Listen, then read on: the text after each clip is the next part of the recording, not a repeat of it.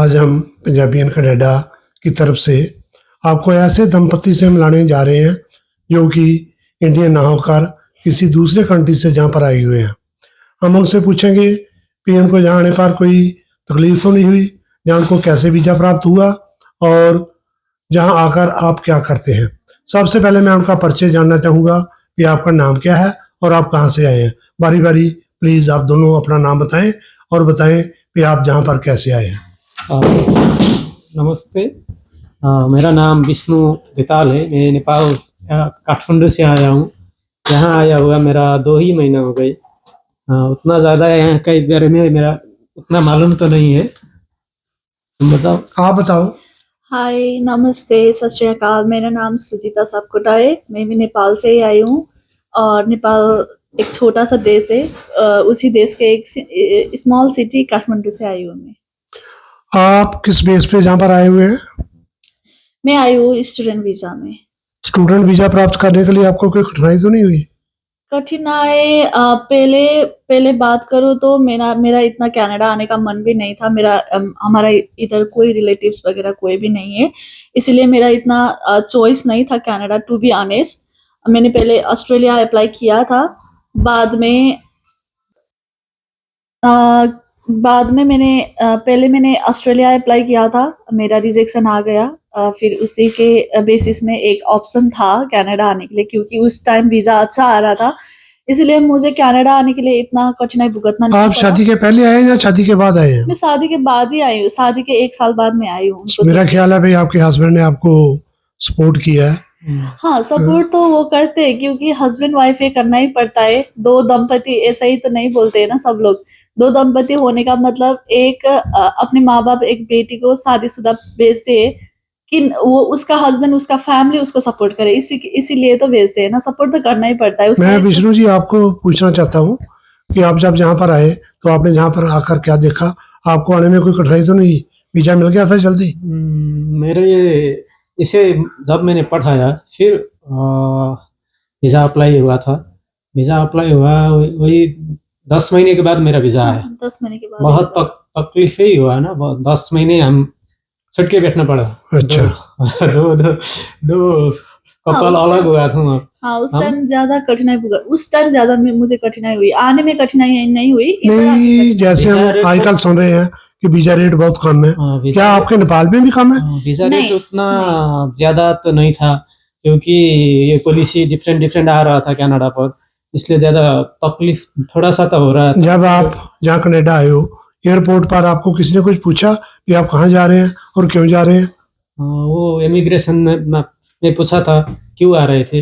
मैंने बोला कि कौन सी वीज़ा में। मैंने बोला डिपेंडेंट वीज़ा है, मेरे यहाँ पर वाइफ स्टूडेंट में था, ठीक, इसलिए मैं आ रहा है बोले। फिर उन्होंने एंट्री दिया। हमारे उधर नेपाल में इमिग्रेशन भी नहीं है कनाडा का, इसलिए हमारा वीज़ा अप्लाई होने के बाद वो वीज़ा इंडिया में जाते हैं। जब आप आए जहाँ पर, आपको क्या पूछा गया था? मुझे इतना नहीं पूछा गया था। बस हमारा सारे लोग, हम 50 to 60 स्टूडेंट एक ही फ्लाइट में आए थे। सारे लोग हम नेपाली थे और इमिग्रेशन में बस हमारा स्टडी परमिट हमें लेना पड़ता था। बस वही एक पेपर लेके हम बाहर आ गए। इतना कोई कुछ नहीं पूछा। मतलब किसी ने कोई तंग नहीं किया? नहीं। यहाँ पर तो बहुत कह रहे हैं कि हमको एयरपोर्ट में तंग कर रहे हैं, हम वो कर रहे हैं, ये कर रहे हैं। और जैसे मैं आपसे पूछ रहा हूँ कि आपको तो बिल्कुल ठीक है, कोई ऐसी प्रॉब्लम नहीं है। सब झूठी बातें जो लोग कर रहे हैं। वो उनका अपना ड्यूटी नहीं मार रहे थे। बस 2-3 ही क्वेश्चन किया उन्होंने। वो भी है कि अलग अलग सिनारियो आता है कभी कभार, क्योंकि एक आधा केस हो जाता है। हाँ, केस मैं आपको बता ही रही हूँ। जो गलत आते हैं। हाँ, पॉलिसी भी चेंज होता है। उस पॉलिसी के आधार के बेसिस में भी होगा शायद, हमें मालूम नहीं।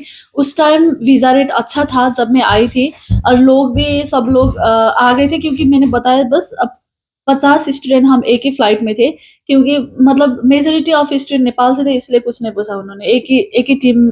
जब आप जहाँ पर आए तो आपको किन किन कठिनाइयों का सामना करना पड़ा? कठिनाई के तो टू बी ऑनेस्ट बात ही मत करो, क्योंकि मैं इतना देर तक अकेली घर से बाहर नहीं रहती। मैं रही थी, क्योंकि मैं अपने माँ बाप से छूटकर मेरे 12th पास करने के बाद मैं नेपाल में भी काठमांडू में जाके मैं 4-5 बरस में पढ़ी हूँ उधर भी। पर ऐसा नहीं था कि उधर एटलीस्ट आफ्टर 1 वीक में जा पाती थी माँ बाप के साथ, पर इधर कोई भी नहीं था।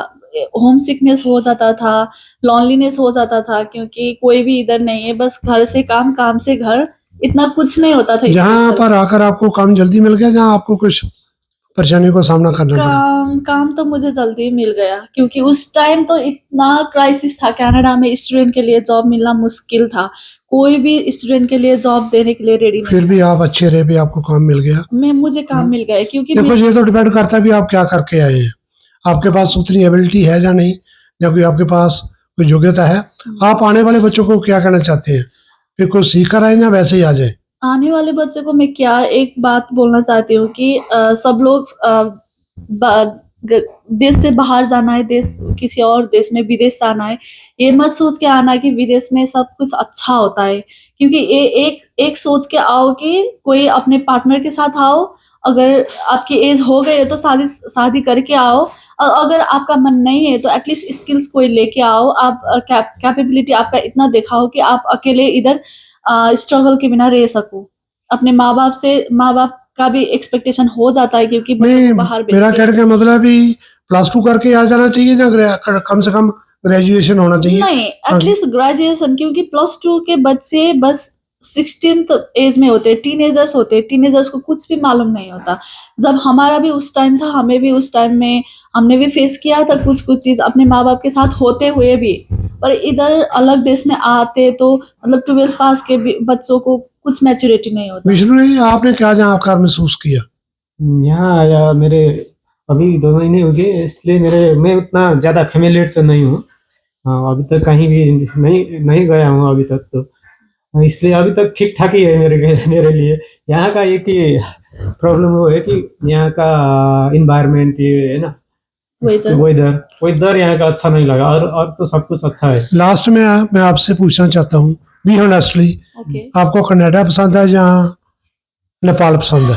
ऑफ कोर्स हमेशा अपना देश अपना ही होता है, अपना देश सबको प्यारा ही लगता है। मुझे नेपाल ही पसंद है, पर कनाडा में भी ऐसा कुछ नहीं है, मतलब अपने लोग हो, है ना, आपकी अच्छी जॉब हो, आपकी अच्छी कैपेबिलिटी हो तो सब कुछ अच्छा ही होता है। नेपाल में भी अगर आपकी कैपेबिलिटी के बिना, स्किल्स के बिना आप रहो तो अच्छा नहीं होता। हमेशा घर पे बैठ के तो नहीं रहता कोई भी। विष्णु जी, आप बताएं। अभी तक तो मेरे नेपाली है ना, अच्छा, नेपाली अच्छे लगे गए। नहीं मैं नहीं, नेपाली हूँ, देखो, जिस देश में काम कर रहे हो, जिस देश का खा रहे हो, सब कुछ कर रहे हो, वो देश भी तो अच्छा है। हाँ, कितना नहीं, सुंदर वातावरण है। ये तो क्योंकि आप स्नो के सीजन में आए हैं, तो कनाडा है ना, महीना 2 कनाडा महीने तो ठहर जाओ, आपको यही अच्छा लगेगा। जब चारों तरफ हरियाली होगी, आप कहेंगे मैं तो स्वर्ग में आ गया हूँ। मैंने नहीं बोला कि, मैंने अभी भी आपको बोला ना, मुझे कनाडा भी अच्छा लगता है, पर अपना देश अपना ही होता है, जहाँ हम ये तो 20 साल एक 22 आपकी साल मातृभूमि है, एक आप भूमि है।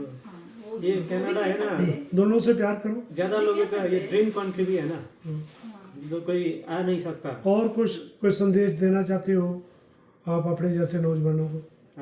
वो तो है, कोई एक बार जरूर, है ना, ये लड़का लड़की है ना हमारा एक जैसा, वो जरूर एक बार बाहर जाए, क्योंकि लाइफ उन्हें मालूम है क्या है लाइफ, पता चलेगा। इसके लिए भी एक बार तो घर से बाहर जाना है। मैं तो बोलती हूँ लाइफ में स्ट्रगल करो, स्ट्रगल के बिना लाइफ अच्छा लाइफ नहीं है।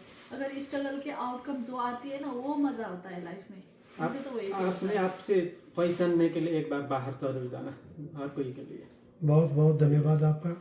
आपका भी बहुत बहुत धन्यवाद, थैंक यू सो मच। इससे कईयों को शिक्षा मिलेगी। और एक बात मैं लास्ट में बोलना चाहती हूँ, इधर आके आप भी उधर आए, इंडिया से आए, हम भी इधर से आए, इतना अच्छा लगा आपको मिलके, उसके लिए थैंक यू सो मच। आपने हमें भी टाइम दिया, उसके लिए थैंक यू सो मच। नहीं, ये तो आपका बड़प्पन है। मेरा चैनल चल रहा है पंजाबी इन कनाडा, इसको सब्सक्राइब भी करना और लाइक भी करना, अपने दोस्तों को भी भेजना। और मैं आपका बहुत बहुत धन्यवाद करता हूँ, क्योंकि आपने इतनी शिक्षा उन लोगों को दी है जो जहाँ पर आना चाहते हैं और रहना चाहते हैं। और मैं भी अंत में यही कहना चाहता हूँ कि जो भी कोई जहाँ पर आता है वो पूरी तैयारी करके आए, अपना मेंटली सेट होकर आए, और उसके पास कुछ ना कुछ काबिलियत होनी चाहिए ताकि वो अपने आप को सेट कर सके। आप लोगों का फिर बहुत बहुत धन्यवाद।